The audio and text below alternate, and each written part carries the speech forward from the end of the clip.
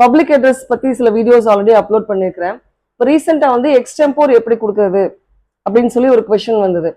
எக்ஸ்டெம்போர் இல்லை இம்ப்ராம்ப்டிவ் ஸ்பீச் அப்படின்னு சொன்னா விதவுட் எனி ப்ரிப்பரேஷன், ஏதாவது ப்ரிப்பரேஷன் கொஞ்சம் கூட இல்லாம திடீர்னு நம்மளை கூப்பிட்டு ஒரு பேச சொன்னாங்கன்னா எப்படி பேசுறது அப்படின்னு சொல்லி. இப்போ வந்து நம்ம எந்த ஃபீல்டில் இருக்கிறோமோ அந்த ஃபீல்டுக்கு தகுந்த மாதிரி நம்ம ஆல்ரெடி நம்மளுக்கு கொஞ்சம் நாலேஜ் இருக்கும்.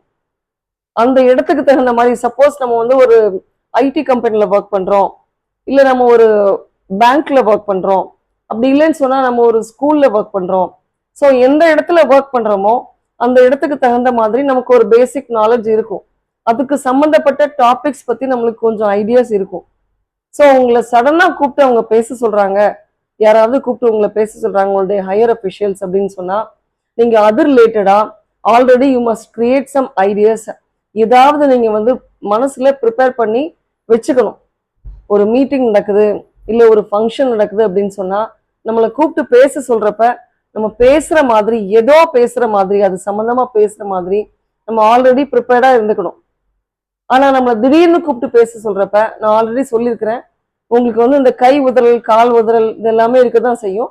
அது எல்லாமே நம்ம மேடை ஏறி மைக்கு கையில் பிடிச்ச உடனே ஆட்டோமேட்டிக்காக within few seconds மறைஞ்சு போயிடும். So this is how you can manage extempore.